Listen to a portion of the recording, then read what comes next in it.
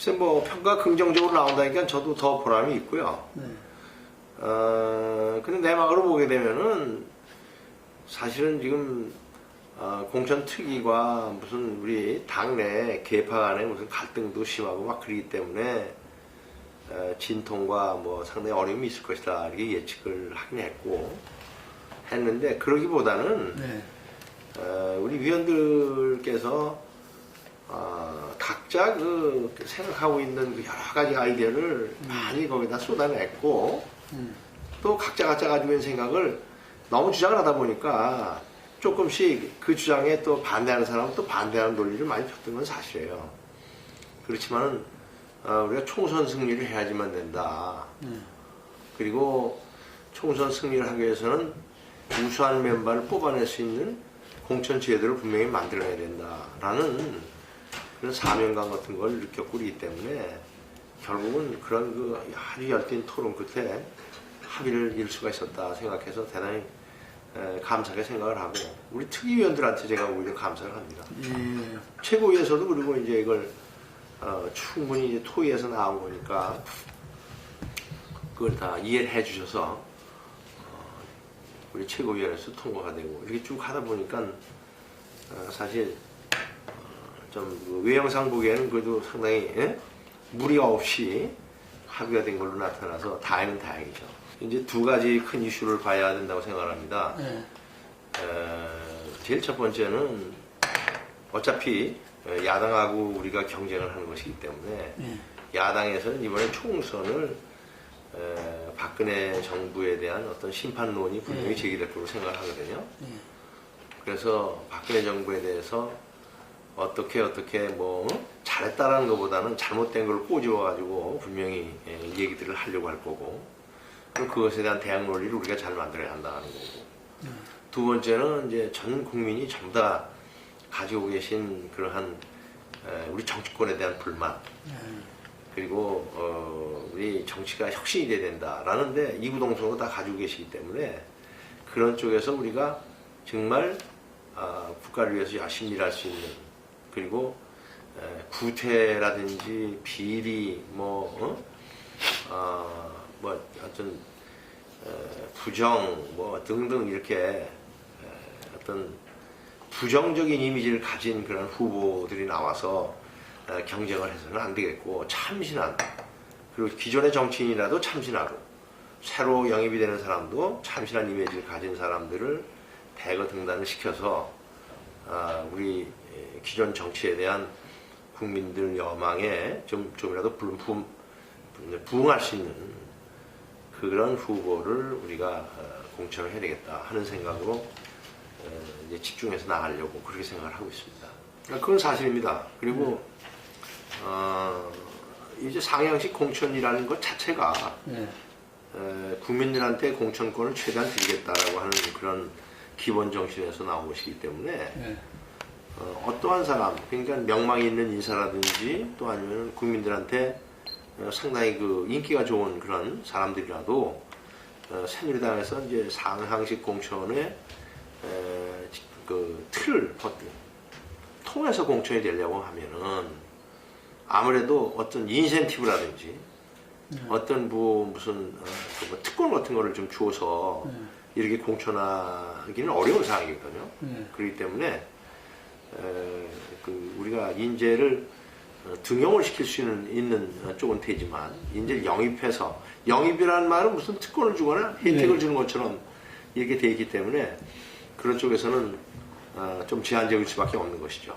그래서 이것은 상향식 공천이라는 것은 선택할 때부터 올 수 있는 일종의 제한이다 이렇게 생각을 하고 그럼에도 불구하고 수많은 지금 인재들이 새누리당 후보로 영입이 되어 있습니다. 아, 그렇습니다. 네. 그래서 아무 조건 없이 새누리당이 가지고 있는 상향식 공천 제도에 따라서 자기들은 당당하게 경선을 통해서 그러니까 공천될 수 있도록 그렇게 하겠다 이렇게 생각들을 하고 있고 또 한 가지는 이제 그러한 이제 그 뭐랄까 새로운 이제 신선한 인물들이 참신한 인물들이 들어올 수 있는 길을 더 확장시키기 위해서 우리가 가점제도라는 걸 이용하고 있잖아요. 물론 야당도 아니지만 예를 들어 정치 신인한테는 20%의 가점을 준다든지 또 뭐 여성 그다음에 우리 정치적 그 약자들에 대해서는 15% 내지 20%의 분명한 가점을 줘서 경쟁을 시키는 거니까 그 자체가 페이버를 주는 거죠. 그러니까 새로운 그 참신한 인물 들어올 수 있는 문호는 얼마나 개방이 돼 있다. 그리고 그 사람들한테 전혀 뭐 혜택도 없이 그런 건 아니다. 그건 동시에 말씀드릴 수가 있습니다. 그렇죠. 이거 뭐 대표께서도 계속 그걸 강조하고 계시고, 예를 들어서 전략공천이라는 말이 국회 정치의 상징처럼 되어 있기 때문에 그 훌륭한 인재를 갖다가 등용시키는 관문도 우리가 공천 제도 틀 안에서 줄 수 있는 가점을 준다든지 뭐 감점이라든지 이런 걸 통해서 걸러낼 수 있는 그런 제도를 통해서 우리가 후보를 공천하는 그런 제도로 나갈 겁니다. 그렇죠. 우선 공천이라고 하는 그것이 종래에 가지고 있었던 전략 공천하고는 개념이 좀 틀립니다.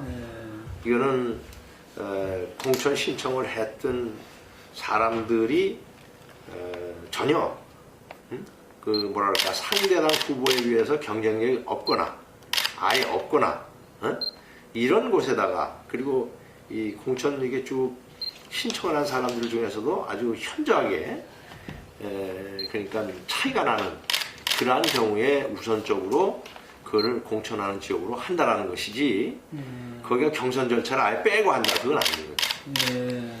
그러니까 이건 그 아주 간단하게 좀 말씀한 게 뭐냐면 그저께 그 대표께서 신년 기자회견 할 때 표현을 꽃꽂이 공천이냐 풀뿌리 공천이냐 이렇게 비교를 하셨어요.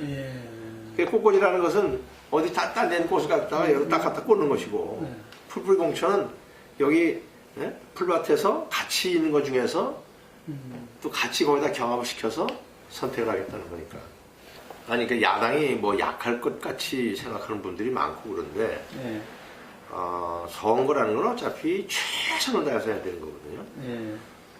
그리고 180석 이상을 우리가 획득을 해야 되겠다라고 하는 자체는 우리의 목표치입니다.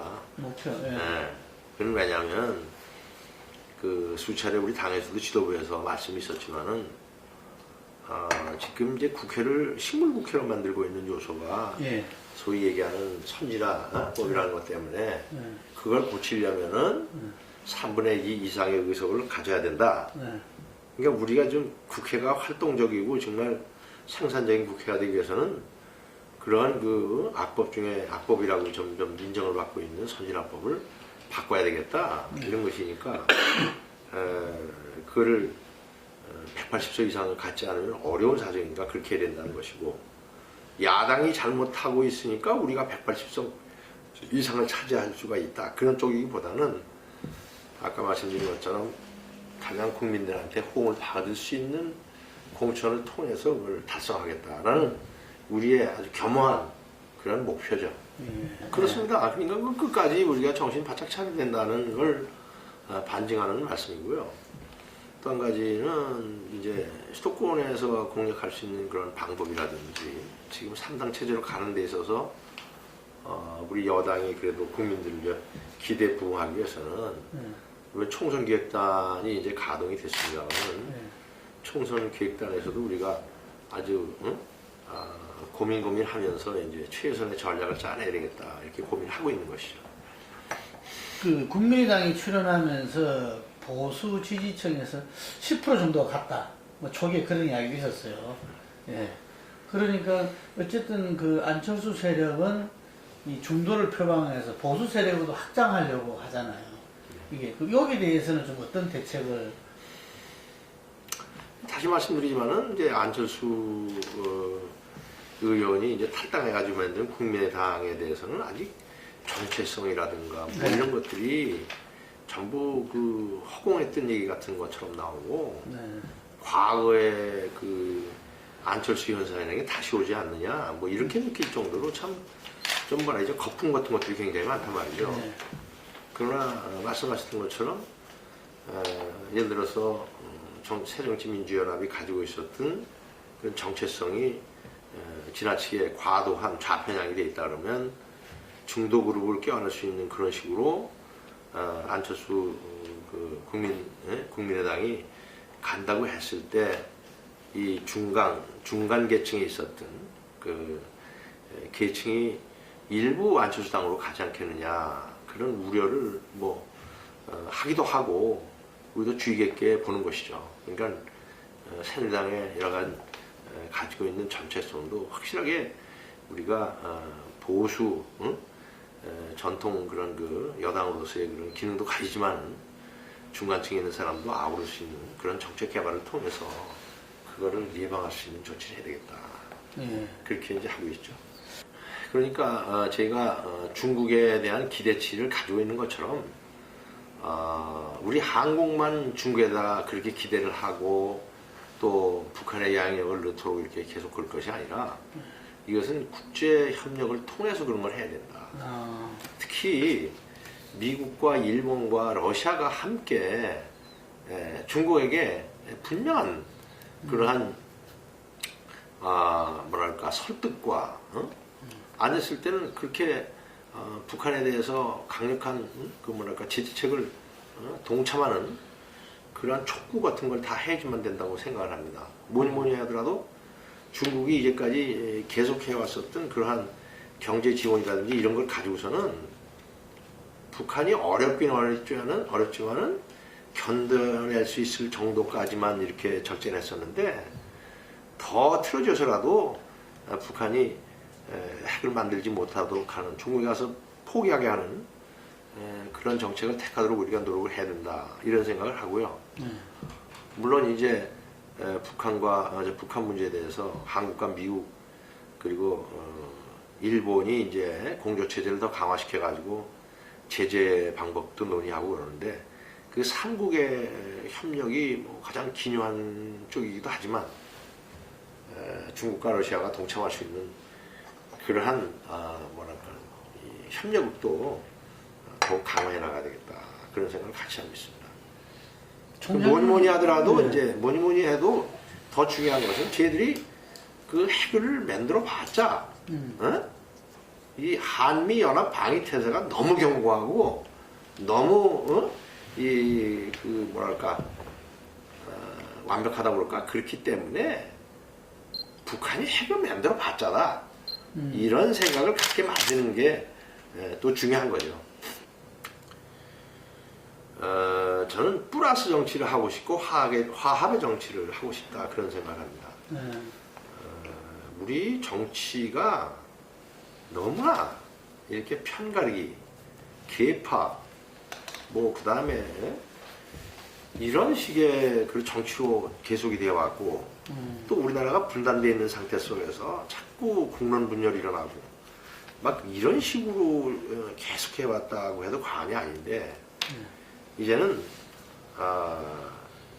국익 앞에서 또 아니면은 국민 앞에서 우리가 정말 정치권이 화합을 하고 또 잘못 생각하는 사람은 이렇게 끌어들여서 같이 포용을 하고 나가고 또 그 다음에 국제 문제에 있어서 힘을 합치고 하는 그런 정치로의 발전을 꼭 이뤄보고 싶다. 저는 그런 생각을 갖고 있습니다. 그렇게 해야 평화 통일을 준비하는 과정 속에서도 꼭 해야 될 일이고 국제사회 속에서도 대한민국이 정말 여러 가지 기적을 만든 나라인데 화합의 정치를 해 나감으로써 또 새로운 정치를 발전시킬 수 있다 생각을 해서 꼭 그걸 해보고 싶죠.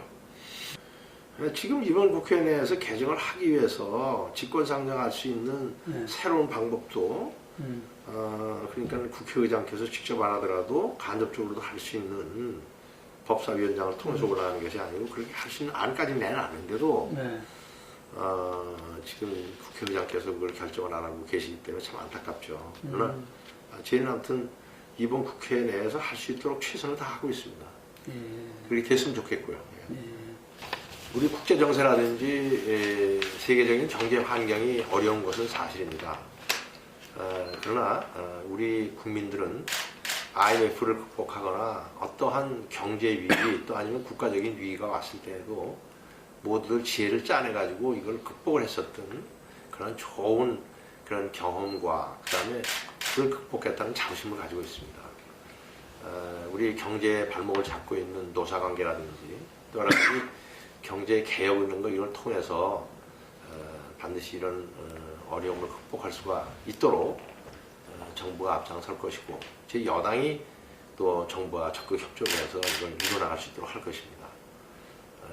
국민들께서도 이런 상황 속에서 너무 희망을 잃지 마시고 자신 있다라고 하는 자부심과 함께 우리 경제 극복이나 또 아니면 우리나라의 여러 가지 안보 불안 등등을 극복해 나갈 수 있는 자신감을 가지고 이걸 극복해 나가시는 2016년이 되시기를 기원합니다.